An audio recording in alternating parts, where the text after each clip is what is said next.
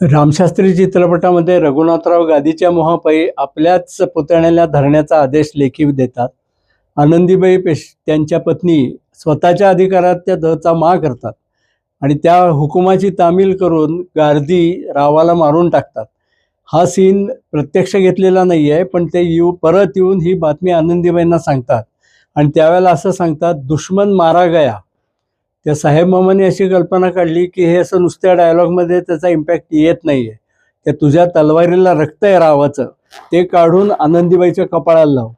तर त्यांनी प्रत्यक्ष शूटिंगच्या वेळेला असंच केलं, तलवारीचं रक्त काढून आनंदीबाईंचा कपाळा रक्ताने भरलं आणि ते म्हणाले, दुश्मन मारा गया सरकार, खुशी मनाव.